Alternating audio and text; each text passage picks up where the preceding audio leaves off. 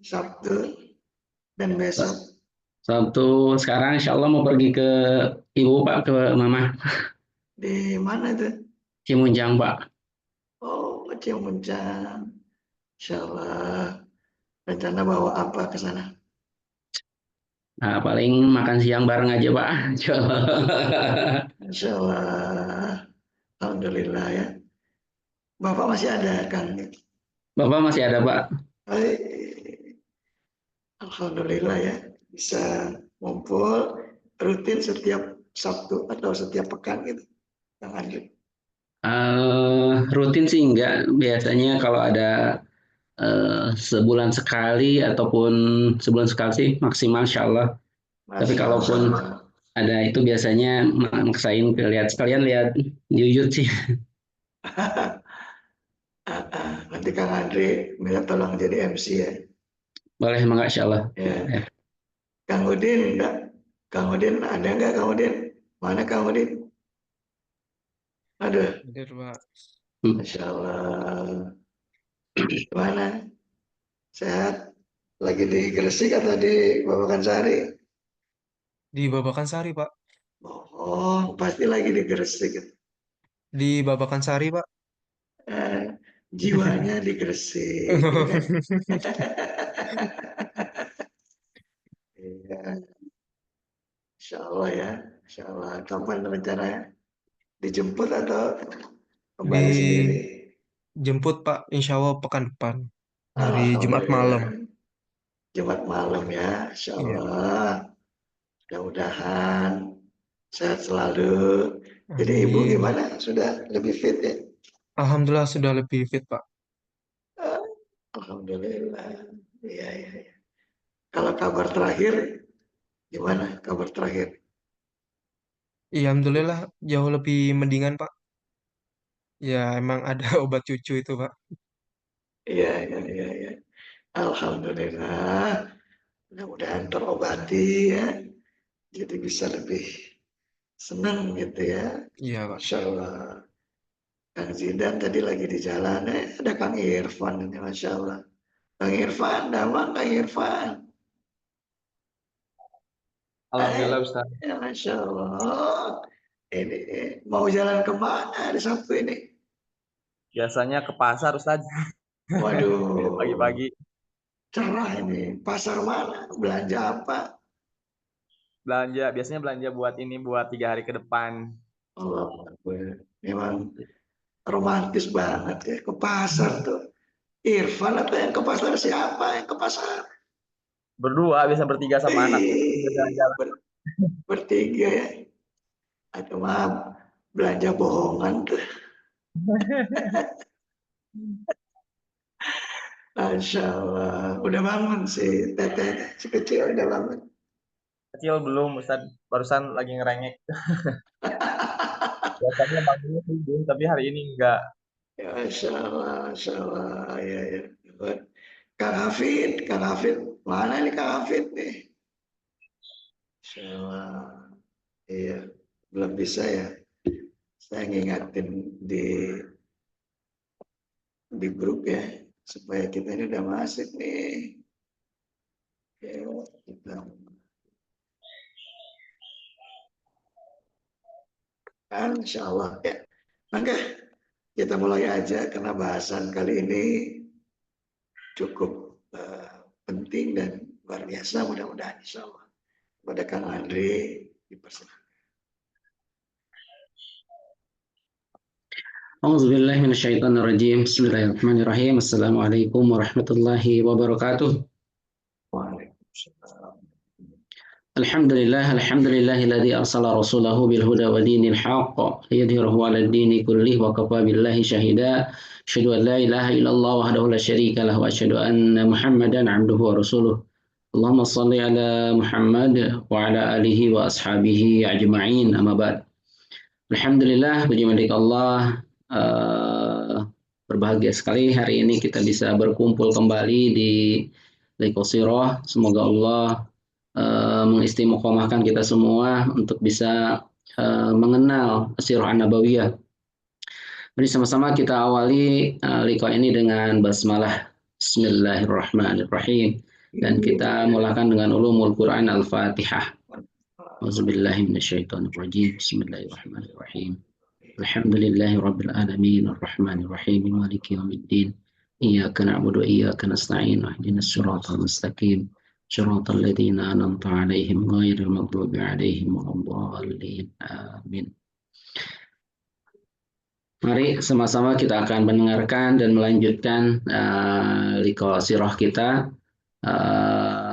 Terakhir kita mendengarkan terkait dengan penguatan jasadiyah yang diasuh oleh Bunda Halimah di kaum di Bani Sya'ad. Selanjutnya ada penguatan rohiyah, pembersihan dada.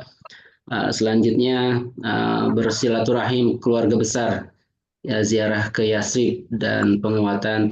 Insya Allah kita akan lanjutkan oleh Ayah Beni. Pada Ayah Beni dipersilakan.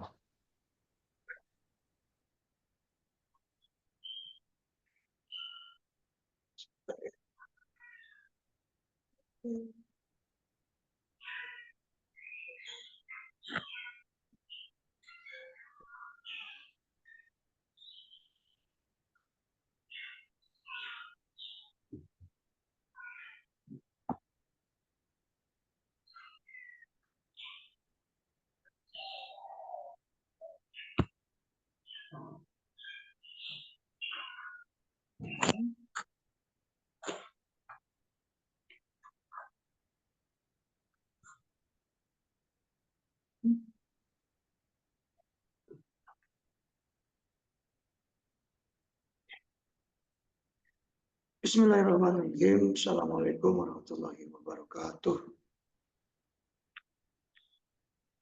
Alhamdulillah, kita patut bersyukur kepada Allah Subhanahu wa taala pada pagi ini, ba'da sholat subuh, ba'da tilawah, ba'da al-maksurat, kita diizinkan berjumpa lagi, walau masih belum bisa bertemu secara fisik, ya. Tetapi Allah masih mengizinkan kita bertemu dalam kondisi berjauhan secara fisik, mudah-mudahan secara hati, secara kolbu kita didekatkan oleh Allah Subhanahu wa taala. Nggak apa-apa, istri kita atau anak-anak kita bisa mendengarkan apa yang sedang kita sampaikan pada pagi ini. Itulah kelebihannya kalau kita melaksanakannya secara online. Bila kita melaksanakan secara offline, belum tentu anak-anak dan istri bisa ikut juga bersamanya. Karena keterbatasan tempat, boleh jadi juga keterbatasan waktu, dan inilah fungsi dan keberkahan kita melaksanakan secara online. Saya izin untuk bisa share screen, ya sekedar untuk saling mengingatkan saja sebenarnya apa yang saya buat dalam taraf yang sangat sederhana. Tetapi mudah-mudahan nanti poin-poinnya minta tolong disusun yang rapi, dikemas yang rapi oleh Kang Andri, Kang Irfan, dan Kang Udin, ya, serta teman-teman lain yang sangat-sangat care terhadap poin-poin yang saya sampaikan. Sekedar mengulas begitu ya, poin yang paling dekat tadi sudah disampaikan oleh Kang Andri kemarin, maksudnya pekan yang lalu. Kita memberitahu bahwa peran dari pengasuhan itu di awal-awal adalah peran secara fisik dan kemudian peran secara ruhiyah, dan setelah itu peran sosialisasi, bersosialisasi kepada keluarga terdekat. Dan Allah menguji Rasulullah dan menjadikannya sebagai anak yatim piatu. Berbeda dengan para nabi dan rasul yang lain. Seperti contoh Nabi Isa alaihissalam. Beliau alaihissalam memang tidak memiliki ayah, bukan ketiadaan ayah. Tetapi pengasuhan seorang ibu itu menjadi keberkesanan bagi seorang nabi dan rasul yang bernama Isa alaihissalam. Isa ibnu Maryam, sebuah struktur kata, jabatan kata, keturunan yang tidak dimiliki oleh semua orang kecuali oleh Nabi Isa saja, karena keturunannya disandarkan kepada seorang perempuan mulia, dan perempuan mulia bagi Nabi Isa itu adalah seorang ibu. Dan tentu pelajarannya sangat luar biasa. Pada kali ini, pada pagi ini, kita akan lanjutkan poin pentingnya, dan saya memberikan judulnya, dan boleh dilihat, ini bisa juga menjadi poin dalam sirah influencer yang sedang digagas, sedang digarap oleh Mas Kang Irfan dan Mas Udin serta SDI pada umumnya. Pengasuhan keayahan tanpa ayah. Sebenarnya di belakang kata ayah itu ada kata ibu. Jadi saya tidak memunculkannya. Karena apa? Karena peran ayah yang akan kita jadikan fokus pada pagi kali ini. Jadi supaya tidak membingungkan dan tidak membuat tidak fokus karena waktunya cukup terbatas, maka kita fokus kepada satu tokoh yang kemudian menjadi poin penting pada pagi ini.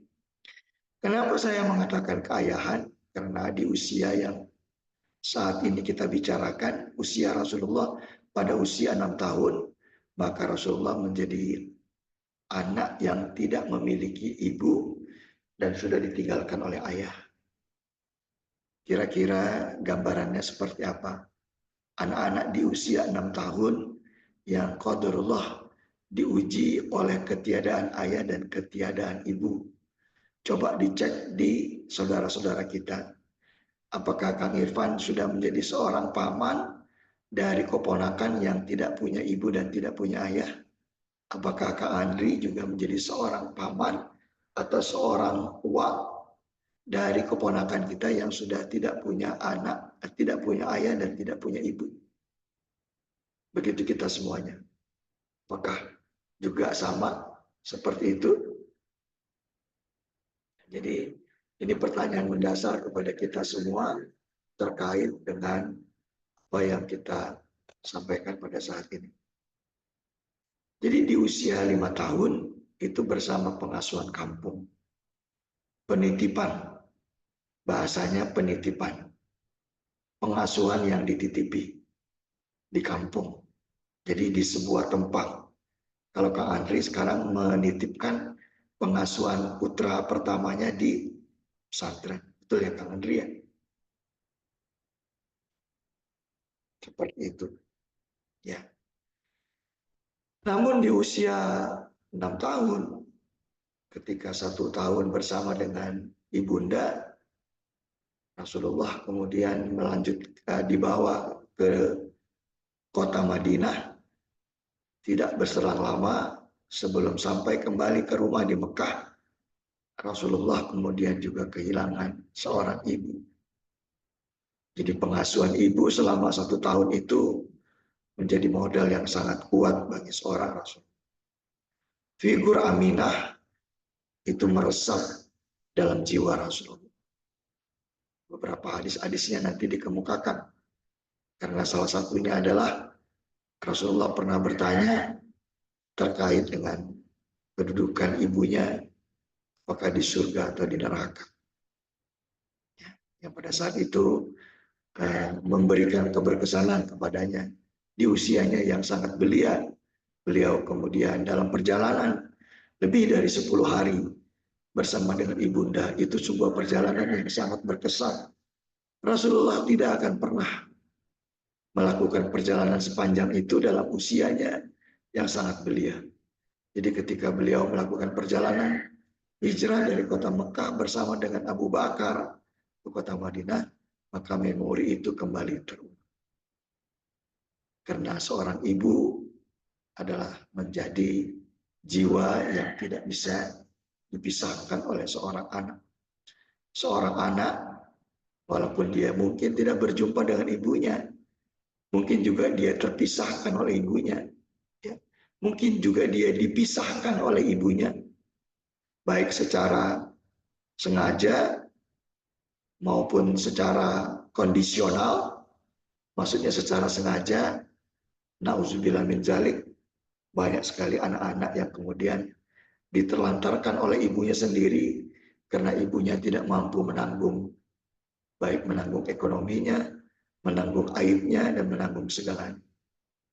Tetapi sebagai seorang ibu, bagi seorang anak yang soleh seperti kita, maka ibu adalah pilar utama dalam pembelajaran hidup seperti Nabi Isa alaihissalam. Ya, salah satu contoh yang kemudian nanti akan kita gali lebih dalam. Di usia 6-8 tahun, ini sekedar data, karena metodologi penyampaian liqa'ah kita, sebagaimana saya ingatkan kembali, ini berbasis data. Datanya tidak boleh, tidak valid. Di usia 6-8 tahun, itu bersama dengan seorang laki-laki, yang laki-laki itu adalah ayah dari ayahnya.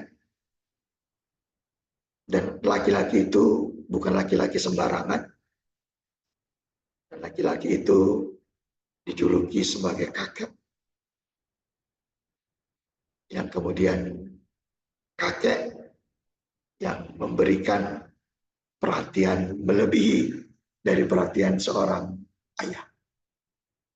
Bernama Abdul Muttalib bin Hashim bin Abdul Manaf bin Qusay bin Kilab bin Murrah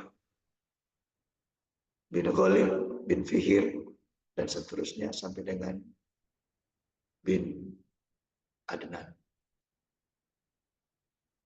Siapa sebenarnya Abdul Muthalib?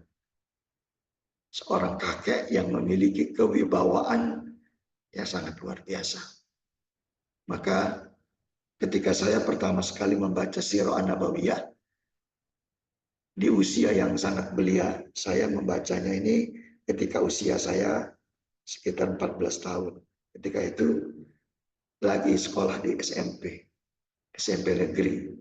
Saya tertarik dengan kisah An-Nabawiyah ini dari sebuah buku ya, yang kemudian ditinggal oleh ayah saya di rumah, dan saya membacanya. Ketika saya sampai dalam bahasan seorang kakek, karena waktu saya lahir di usia 9 tahun saya kehilangan kakek yang sampai hari ini sangat berkesan buat saya.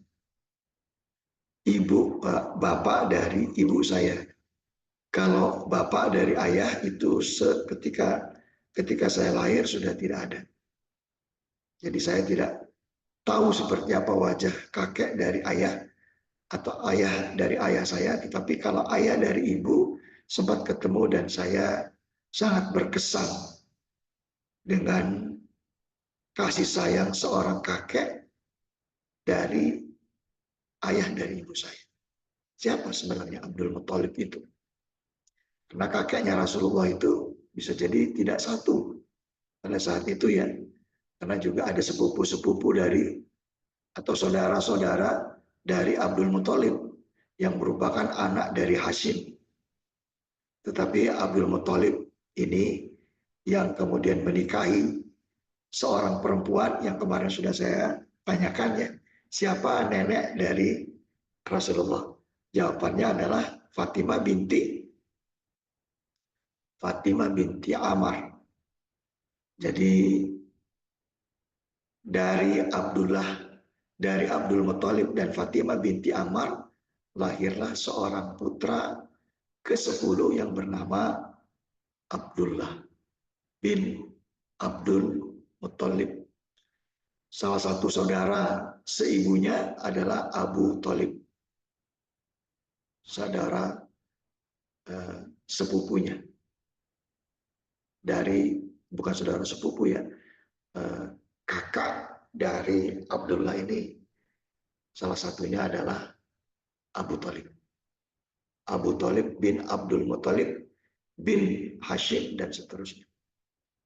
Maka kita harus tahu sekilas Abdul Muthalib ini orang yang kemudian sangat dihormati, sangat dihormati di kota Mekah. Karena dia adalah pemegang kunci Ka'bah. Dia adalah tuan rumah untuk orang-orang yang melaksanakan ibadah haji dan ibadah umroh. Maka bisa dibayangkan sebesar apa kehormatan yang disandang oleh Abdul Muthalib, setinggi apa kebangsawanannya. Maka ketika Ibu Aminah atau Ibunda Aminah wafat, maka peran yang diberikan oleh Abdul Muthalib ini adalah jejak keayahan pertama. Kalau sekarang kita punya rekam jejak digital, maka kita juga harus ingat rekam jejak keayahan kita. Hari ini kita akan mengulas rekam jejak keayahan dari Nabi Muhammad SAW. Kalau bersama ibunda 1 tahun, tetapi bersama kakek enda itu 2 tahun. Di usia golden age, di usia 6-8 tahun, pembentukan karakter leadership, pembentukan karakter kedewasaan, pembentukan karakter. Maka kalau sekarang putra-putra kita, putra-putri akan semua, itu sebenarnya dalam kondisi yang sangat tinggi, seperti emas, sangat berharga. Maka jangan sempat diabaikan begitu saja. Abdul Muthalib itu seorang bangsawan, keturunan dari Al-Quraisy, Siapa Al-Quraisy? Al-Quraisy itu kakeknya Nabi Muhammad yang ke-11 yang namanya Fihir bin Malik. Maka gelar Quraisy itu sangat terkenal. Jadi itu menunjukkan sebuah keturunan yang sangat dimuliakan di kota Mekah. Sampai-sampai nama Al-Quraisy itu Allah jadikan menjadi salah satu nama surah di dalam Al-Quranul Karim. Ya, jadi seperti tinggal di sebuah istana, namanya bangsawan, dilayani, dimanjakan, dan kemudian diberikan perhatian yang sangat serius. Jadi ketika dihormati, Abdul Muthalib ini bukan kemudian mentang-mentang gitu ya. Nah, ada Kang Aziz, nama Kang Aziz kelihatannya seger. Sudah siap-siap mau kemana itu? Lagi di Bandung atau lagi di mana? Kang Aziz teh. Ya kedengaran suaranya. Nyopris kayaknya ya. Nopris ya, iya. Tadi nggak kedengaran Kang Aziz. Jaringannya mungkin lagi slow respon. Ya nggak apa-apa, nggak apa-apa. Kita lanjut ya. Tentu Muhammad ini dengan namanya saja sudah menjadi kebanggaan buat Abdul Muthalib. Karena penamaan ini menjadikan Abdul Muthalib jadi sangat-sangat terhormat. Ya, jadi ini perlu saya sampaikan poin pentingnya. Karena Abdul Muthalib mengasuh Nabi Muhammad yang usianya 7 tahun, 8 tahun ketika itu, maka gelar kebangsawan seorang Abdul Muthalib itu semakin meroket. Ratingnya semakin naik. Karena semua orang-orang Quraisy ketika itu, orang-orang Mekah ketika itu ingin melihat cucunya Abdul Muthalib yang namanya sungguh belum pernah ada nama seorang anak yang dinamai seperti itu. Jadi dari situ Abdul Muthalib juga mendapatkan keberkahan dan menjadi warga kelas atas di kota Mekah. Jadi kalau Nabi Muhammad ini jalan ke pasar, dia jalan ke sekitarnya, itu selalu menjadi perhatian dari orang-orang tua, dari orang-orang penghuni Mekah ketika itu. Dan mereka tahu itu adalah cucunya Abdul Muthalib, cucunya pemegang Ka'bah, cucunya penguasa Mekah, cucunya orang Quraisy. Nah, begitu. Dari Bani Abdul Muthalib, dari Bani Hashim. Itu gelar-gelar bangsawan. Dan di situ ada Fatimah binti Amr, nenek yang merupakan istri dari Abdul Muthalib, yang merupakan ibu dari Abdullah. Ini jarang dikemukakan. Peran Fatimah dalam pengasuhan Nabi Muhammad di usia 6-8 tahun itu jarang sekali dikemukakan. Padahal ketika itu Fatimah binti Amr itu berfungsi sebagai seorang ibu. Jejak keibuan dari seorang Nabi Muhammad yang usianya sangat belia tidak pernah putus walaupun Ibunda Aminah sudah wafat. Sampai di sini bisa dipahami betapa Rasulullah bergelimang dengan kasih sayang. Sangat berkecukupan dengan kasih sayang. Itulah kalau kita sebagai seorang anak mendapatkan keberkahan, keberlimpahan dari kasih sayang orang tua, maka anak-anak itu biasanya tumbuh menjadi anak-anak yang cerdas. Ya seperti antum semua ya, yang hari ini hadir ya. Luar biasa. Ya, semua dari antum ini adalah anak-anak yang cerdas. Anak-anak yang dapat kasih sayang di usia-usia belia, di usia-usia dini. Maka limpahilah kasih sayang anak-anak kita. Kalau Kang Aziz nanti setelah menikah, mendapatkan zuriat, mendapatkan keturunan, maka dari sekarang calon ayah yang memberikan kasih sayang yang sangat besar Begitu. Bisa dipahami ya? Baik, kita lanjutkan. Tapi secara data memang kemudian pengasuhan seorang kakek hanya sampai 2 tahun saja. Berlanjut dengan pengasuhan seorang paman. Seorang laki-laki yang usia biologis ayah kandungnya itu sama, hampir sama.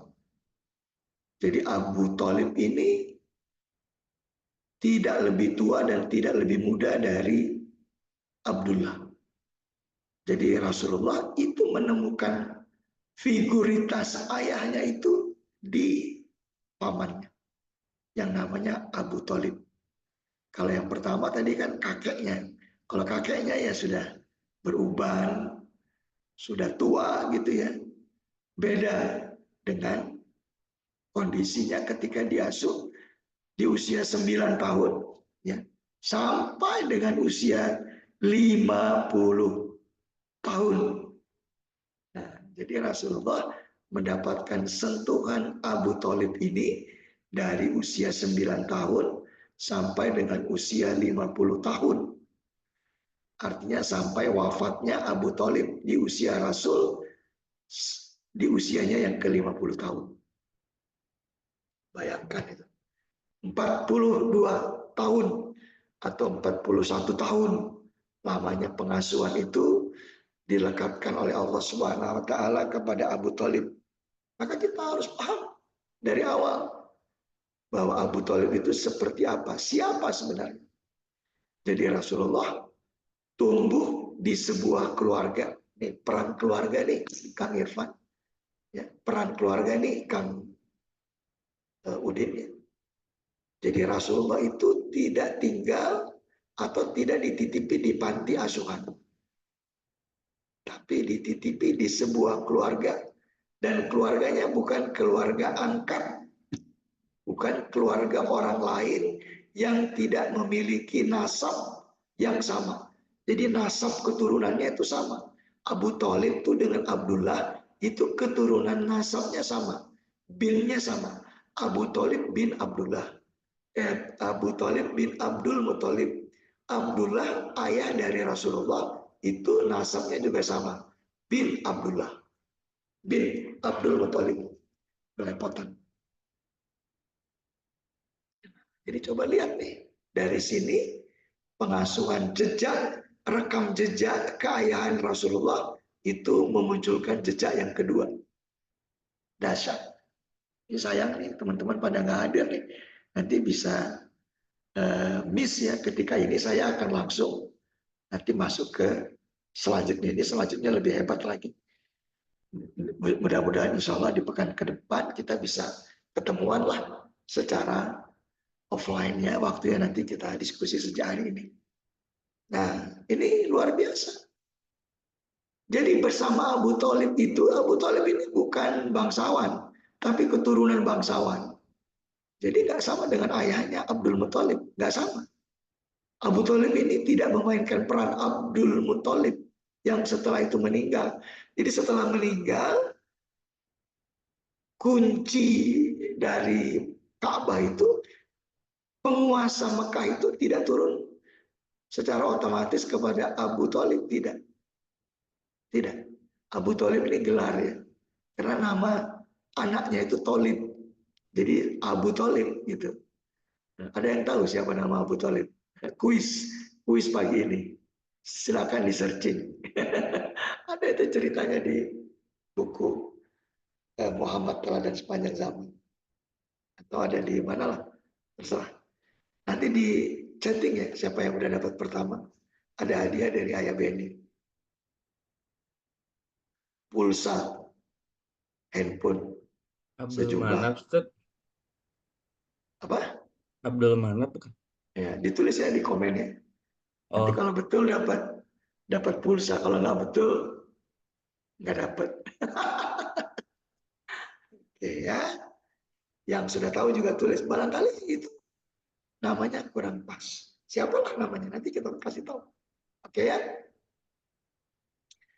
Jadi yang paling menonjol dalam keseharian dalam kebersamaan itu ada satu program Abu Thalib yang itu luar biasa.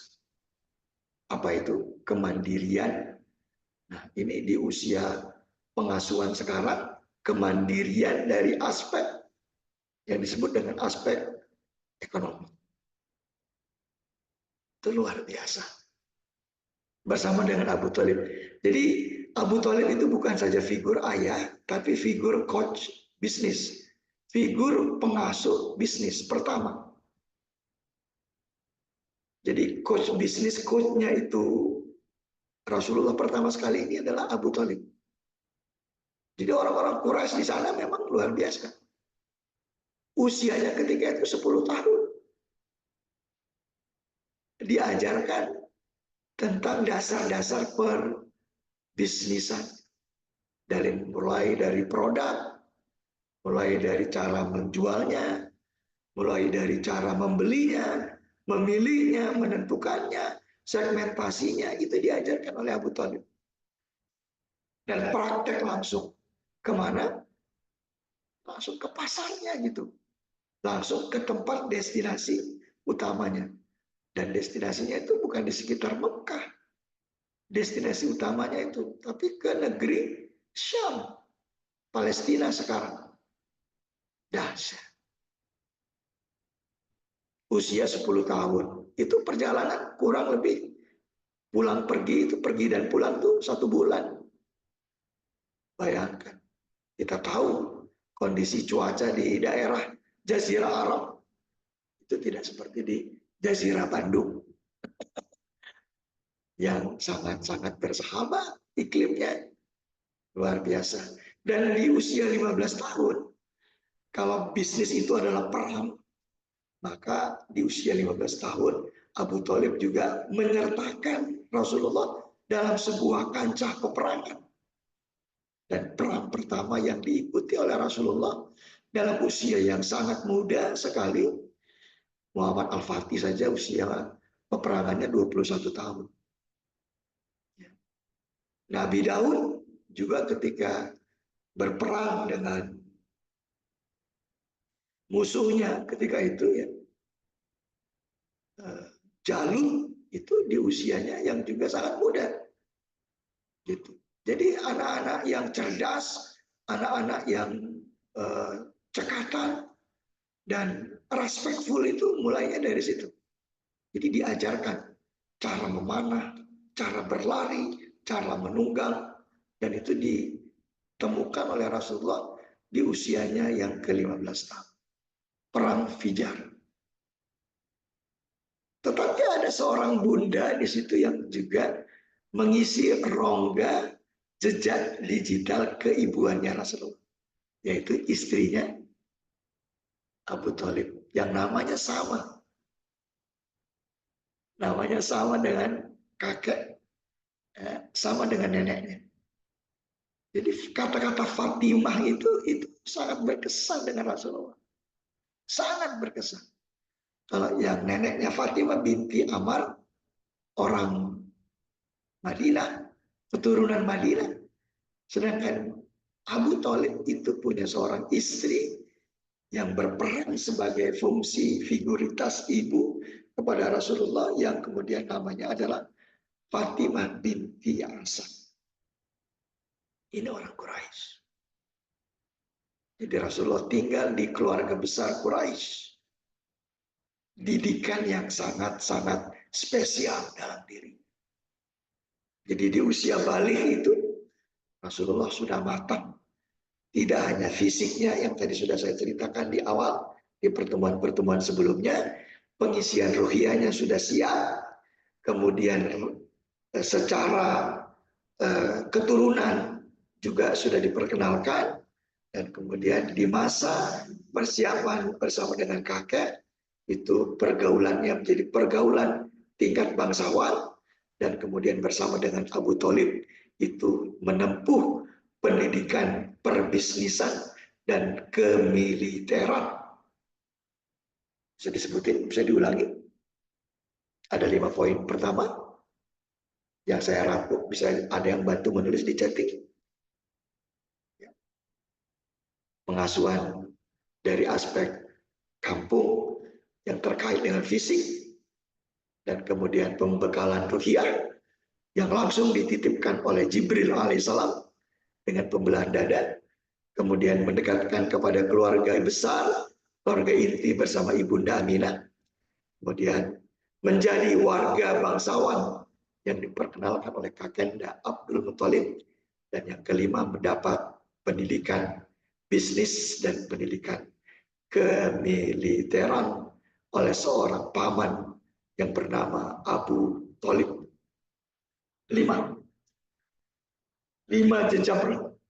jejak rekam pengasuhan dari Rasulullah yang itu jarang dikemukakan oleh para sirah, dan kali ini akan berhadapan dengan sirah faton, gitu ya. Mudah-mudahan ini menjadi keberkahan buat saya, buat Bunda Rati, buat kami sekeluarga, dan juga buat Akang dan dalam menyampaikan si likok sirah. Jadi ini juga saya lakukan juga di rumah, tapi ya tentu tidak begini modelnya, sambil tiduran, sambil makan, sambil macam-macam. Ya, Akang juga makan lah. Saya udah nyiapin nih, ada anggur, ya ini ada minuman juga. Ya, gitu ya, siap. Baik. Ini keberkesanan pengasuhan yang saya sebutkan 5 faktor tadi, yang kemudian saya rumuskan menjadi 3 poin besar. 3 poin besar. Jadi peran keayahan itu sangat dominan bagi seorang anak laki-laki yang bernama Muhammad SAW. Peran keayahan itu dibangun sebelum ayah itu menikah dengan ibunya, dengan ibu dari anak kita sekarang. Jadi peran keayahan itu jangan dipikir muncul ketika sudah punya anak, itu keliru.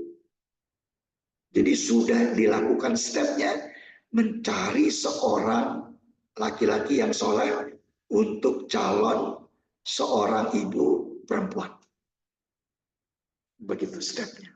Jadi yang belum menikah nih, akan-akan yang sedang menyiapkan pernikahan, maka harus menjadi calon ayah yang memiliki figur pengasuhan ayah yang sangat kuat. Fisiknya harus kuat. Pertama, ruhnya harus kuat. Dan mendapatkan atau memiliki keturunan-keturunan yang dipahami sebagai keturunan yang baik, dan seterusnya dan seterusnya. 5 dari apa yang saya bilang tadi, sudah ada yang menulis di dalam kolom chat, tolong dituliskan. Baru setelah itu peran keibuan itu masuk melalui Bunda Sa'diyah, ya. Kemudian masuk kepada Bunda Aminah, masuk kepada Bunda Ummu Aiman, masuk kepada Bunda Fatimah binti Amar, masuk kepada Bunda Fatimah binti Asad. Itu figur-figur ibu yang dirasakan oleh Rasulullah secara langsung. Gabungan keduanya ini, 2 pengasuhan ini, model pengasuhan ayah, model pengasuhan ibu, itu memunculkan 2 aspek yang sangat luar biasa. Yang pertama, aspek idealisme, muncul dari usia belia itu anak-anak yang bertanggung jawab, anak-anak yang dapat diberikan amanah. Ya kalau belum bertanggung jawab itu nggak bisa. Anak-anak kita itu kalau belum bisa diberikan tanggung jawab, diajari, kalau tidak diajari tanggung jawab, dia tidak bisa idealisme. Maka anak-anak kita itu diajarkan tanggung jawab mulai dari hal yang kecil, ketika bangun tidur, merapikan tempat tidur, ketika membuka sepatu, menempatkan sepatu, mengatur sendalnya, mengatur bajunya.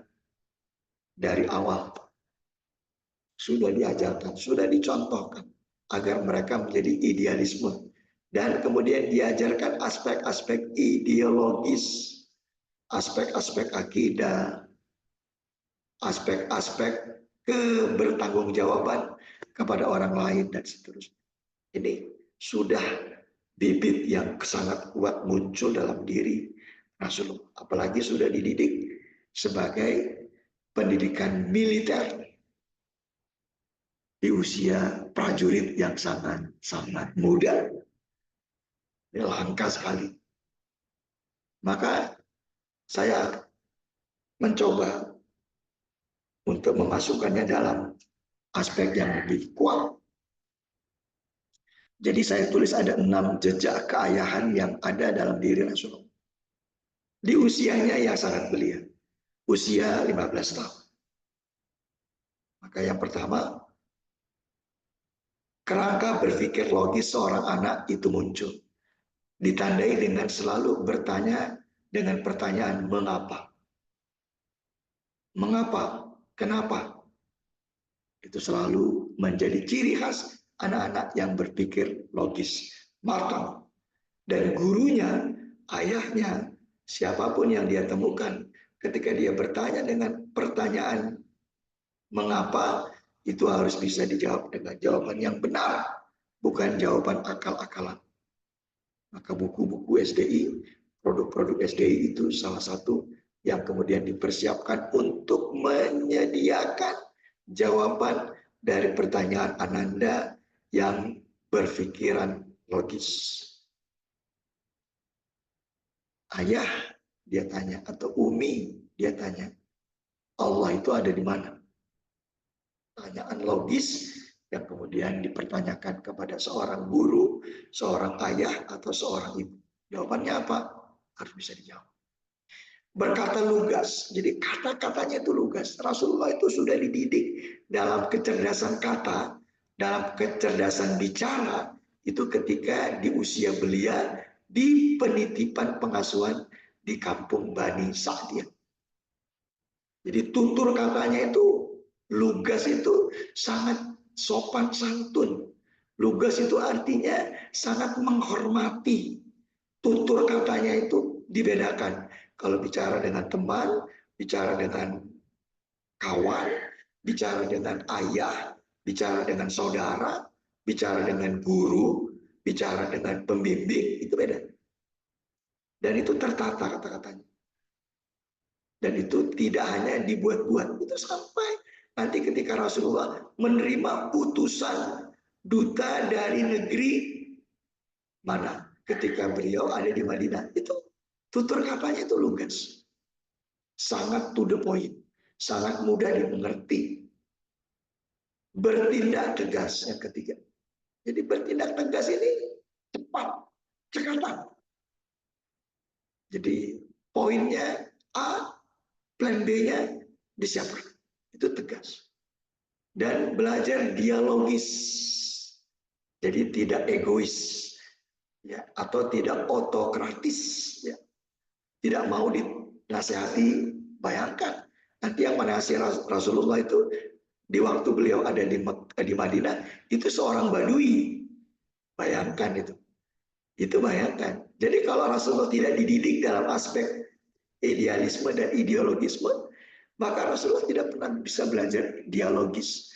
Beliau bertanya. Beliau mau mendengar. Maka juga beliau menjadi orang yang kritis.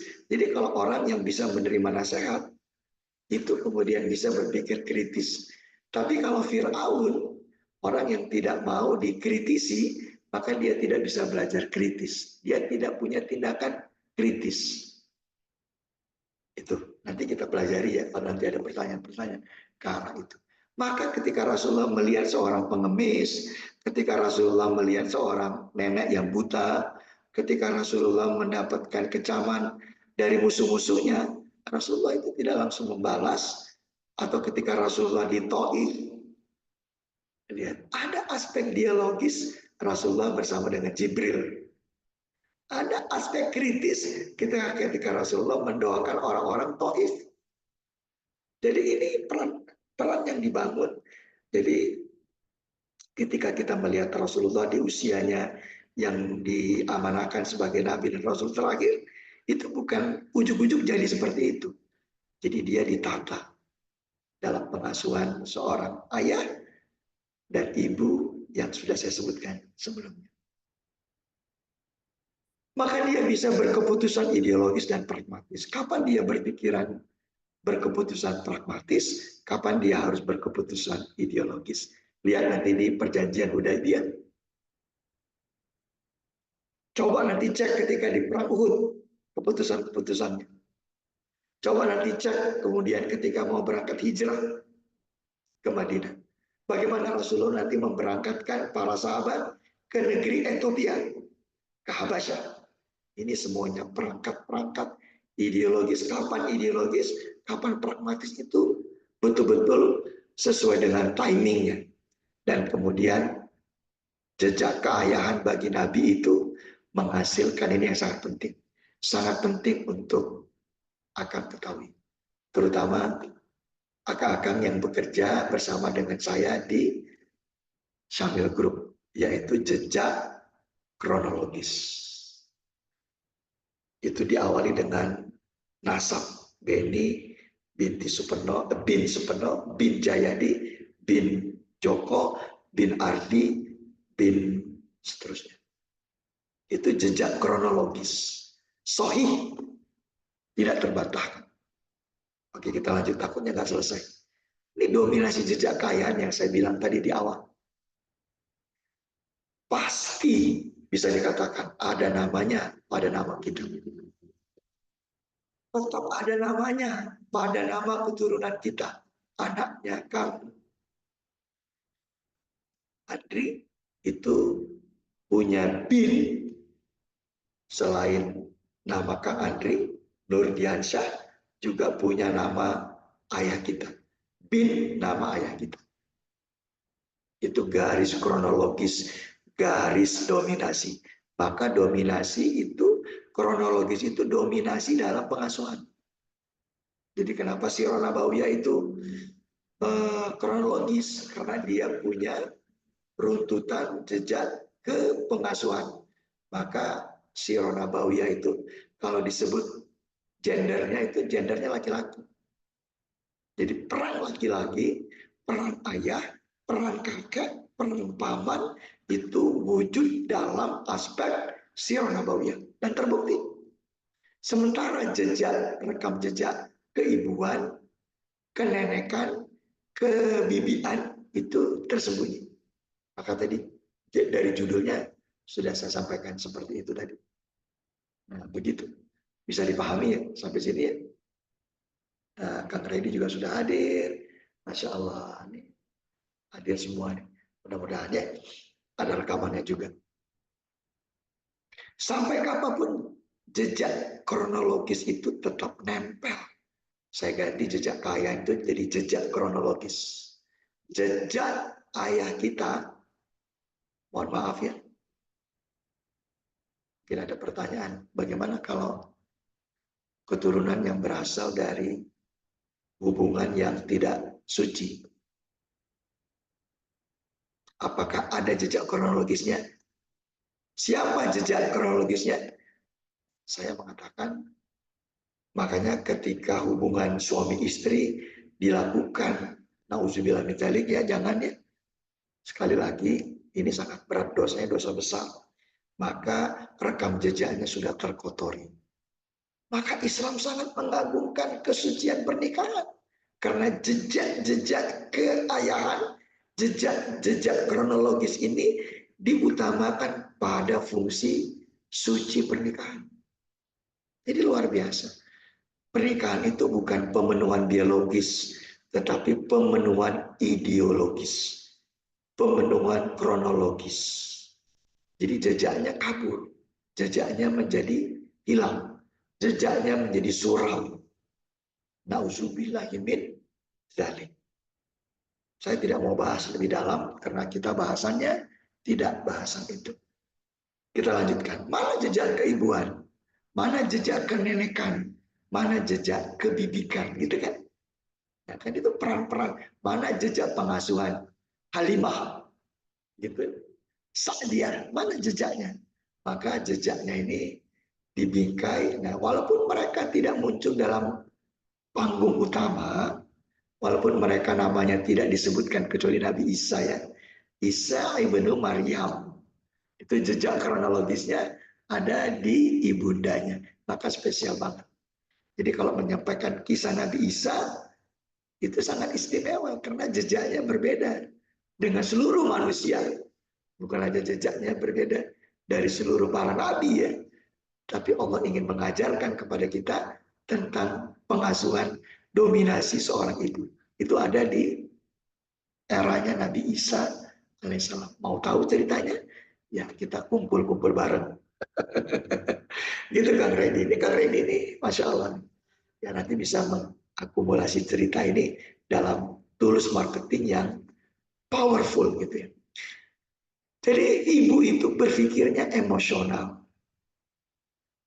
Berpikir emosional ini dalam pengertian yang positif. Ya. Sensitif. Jadi saya sebutnya sensional. Sensional ini sangat sensitif. Kalau emosional saja itu belum tentu sensitif, tapi kalau emosional yang sensional itu luar biasa.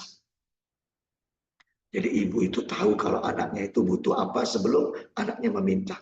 Itu artinya sensi. Dari raut wajahnya, dari gerak-geriknya, dari kelipan matanya aja seorang ibu itu tahu. Coba aja antum lihat tuh. Tadi Kang Adri, saya tanya di awal-awal katanya nanti hari ini mau menjenguk dan berkunjung ke rumah ibu.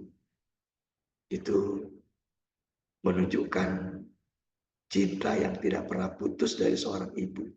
Air susunya, belayannya, melahirkannya, itu semuanya emosional. Ya.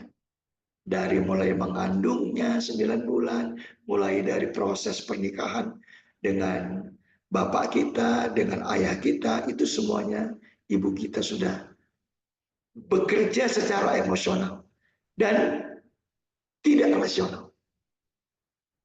Maka kadang-kadang istri kita, kadang-kadang pasangan kita itu, istri kita itu, dia mendampingi kita selama kita hidup dengan pikiran-pikiran yang tidak rasional. Dan itu yang juga kita butuhkan. Banyak sekali pikiran-pikiran emosional itu yang ternyata membuat kita menjadi anak yang berhasil. Doa dari seorang ibu kita itu doa-doa yang emosional. Sampai-sampai nggak mungkin Bu, kita kan nggak punya uang Bu. Mana mungkin mana mungkin saya sekolah, mana mungkin saya kuliah, mana mungkin saya bekerja. Lihat ya, akang-akang yang sekarang berhasil dalam dunia bekerja, dalam dunia yang saat ini akan geluti, itu saya yakini sebagai doa yang Allah kabulkan, dan doa itu dari seorang ibu yang mendoakan kita secara emosional. Dia ingin anaknya itu berhasil menjadi orang yang berguna, menjadi orang yang terpandang dan terhormat. Maka antum jangan sampai lupakan. Walaupun namanya tidak ada dalam nama di belakang kita, tapi mereka adalah orang-orang yang tidak bisa kita jadikan sebagai orang-orang yang kita abaikan. Ini nanti langsung menguras air mata. Saya menetapkan dan bersepakat sangat kuat. Akhirnya Allah kabulkan. Jadi sudah 3 bulan ibu saya yang usianya sudah 80 tahun, itu saya bimbing dan sekarang berkumpul bersama saya di rumah. Setiap hari mesti ketemu. Setiap hari harus bersalaman, mencium tangannya. Saya merasakan bonus yang Allah berikan buat saya.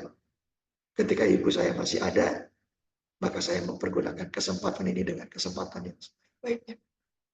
Itu dia. Nah, tugasan. Pasti ada tugas. Walaupun tugasnya nggak saya tagih. Mohon dikerjakan. Ya, dalam tugasan ini saya meminta hal yang sangat gampang dilakukan. Pertanyaannya, bagaimana jejak kepengasuhan akang? Baik kepengasuhan ayah dan kepengasuhan ibu.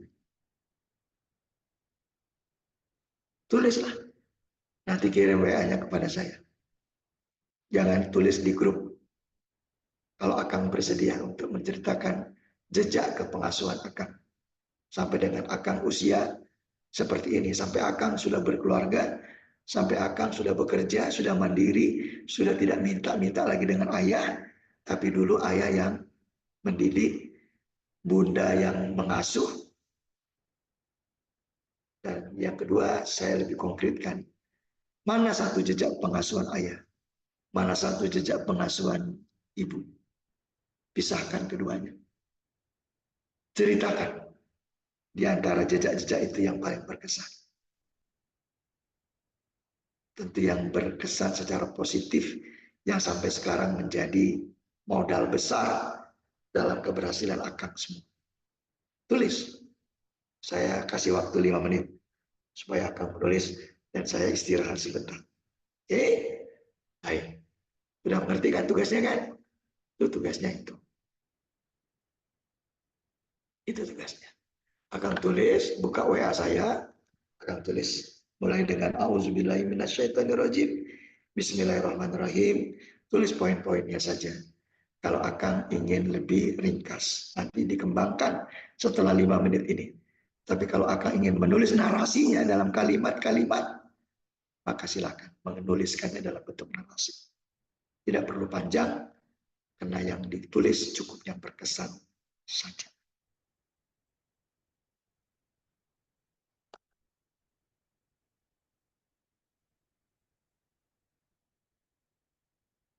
Saya iringi dengan sebuah lagu yang syahdu, 3 menit saja, kurang lebih 4 menit.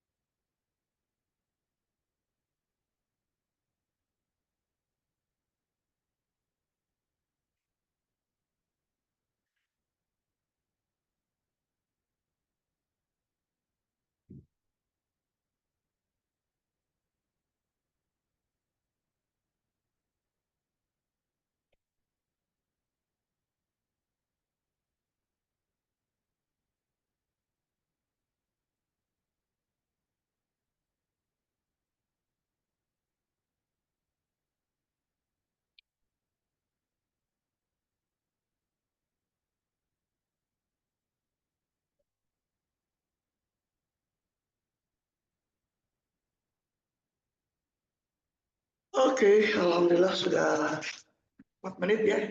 Kita bareng-bareng menuliskannya. Semoga jejak-jejak kepengasuhan yang kita dapatkan dari ayah maupun dari ibu itu bisa kita ingat yang mana yang paling berkesan, yang sampai hari ini di usia kita yang sudah sangat dewasa, kita masih menjadikannya sebagai sebuah kepengasuhan yang kemudian kita turunkan kelak atau kita turunkan sudah bersama dengan anak-anak kita. Oke, saya lanjut sedikit lagi sebagai penutup ya, barangkali nanti menjadi poin yang sangat penting untuk kita bersamai ya. Sebentar ya. Yes. Ya, tadi udah dibuka cuma lupa lagi. Ya, tadi sudah tugasan ya. Sudah tugasan bersama.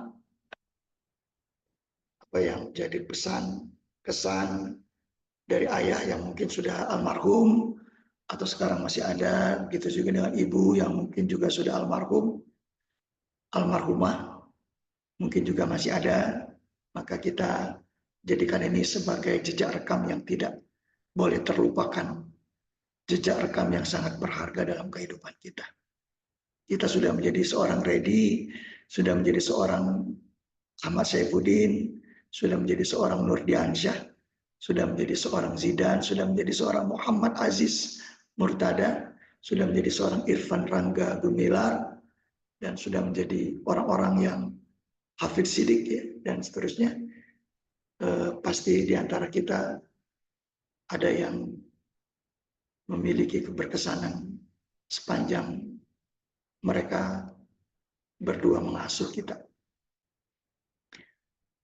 Maka jejak dua pilar yang menguatkan itu dalam keberkesanan Akang ini saya cuma bantu saja. Gerak-geriknya selalu kita tiru. Dulu ketika ayah mau makan, cara ayah duduk, cara ayah bersin, cara ayah menghidupkan motor, cara ayah, Masya Allah, itu semuanya ada dalam memori kita. Pasti kita ingat 1-2 memori itu. Kita juga masih ingat gimana ibu menasihati kita yang saat itu kita dilema antara mau menikah atau tidak. Ada ibu kita yang mengatakan dan menenangkan. Ibu kita juga yang sering banget menyimpan rahasia dari ayah kita terkait dengan kita. Dengan sabarnya dia mengajari kita menulis. Tidak sesabar guru-guru kita menulis. Tidak seperhatian itu guru-guru kita di sekolah memperhatikan kita di sekolah. Tapi ada orang yang lebih besar perhatiannya. Sampai sekarang kita bisa bertilawah Quran, kita bisa membaca, kita bisa naik sepeda, itu karena tangan-tangan kesabaran seorang ayah dan tangan-tangan dingin seorang ibu. Nasihatnya dan pesannya selalu ditaati. Nah, jangan tidur terlalu malam.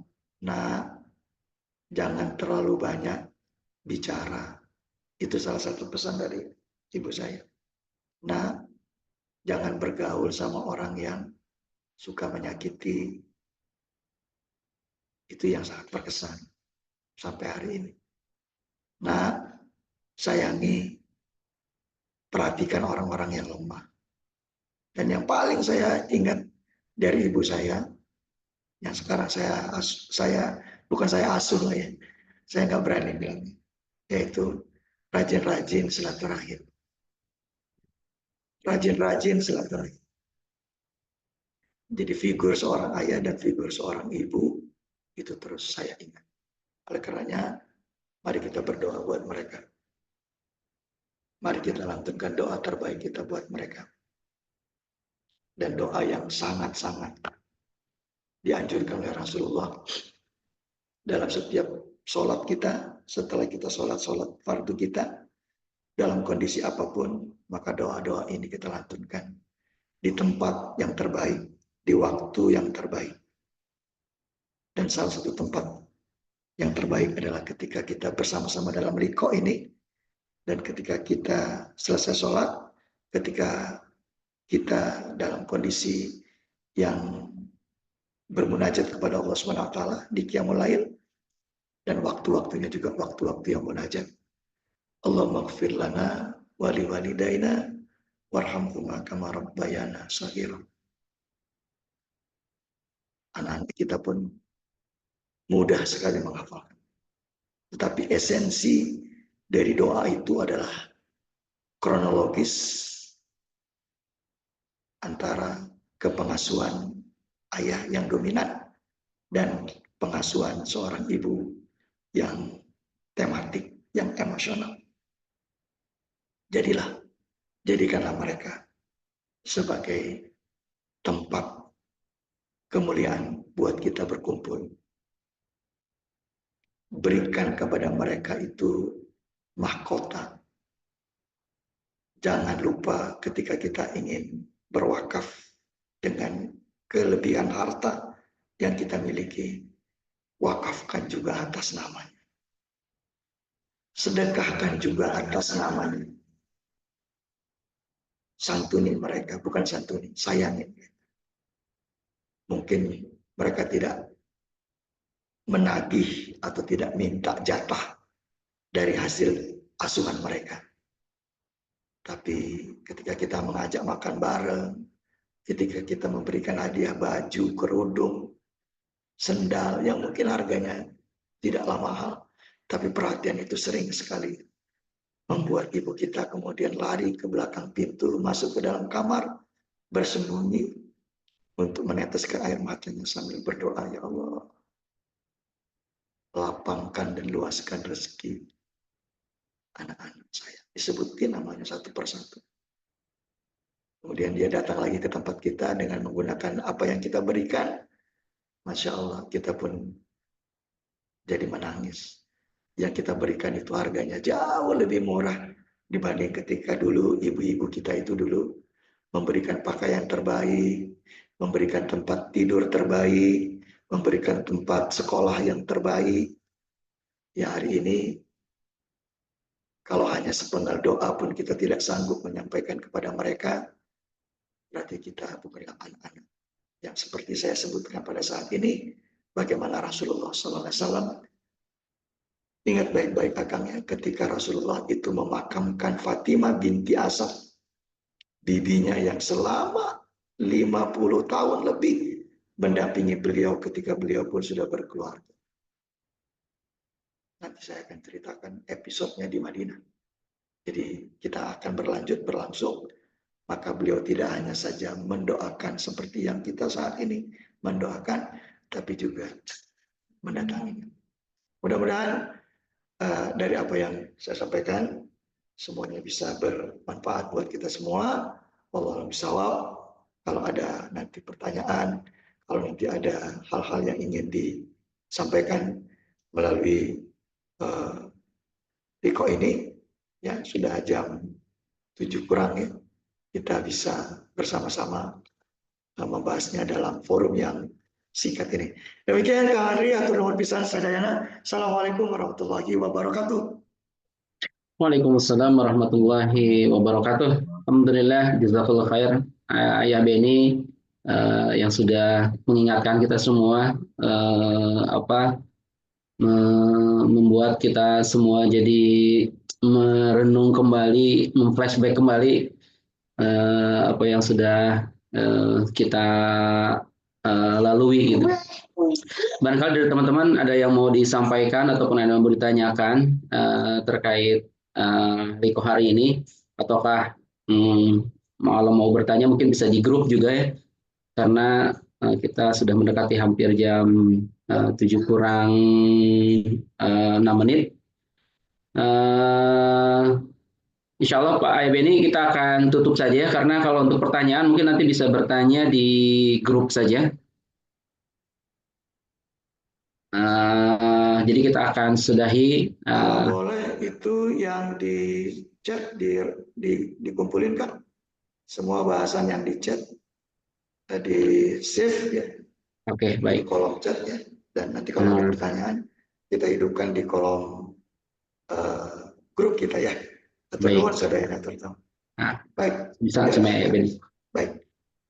Baik, insya Allah nanti ya diminta bantuan Mas Udin ya untuk bisa chatnya nanti bisa disampaikan di grup untuk reminder kita semua.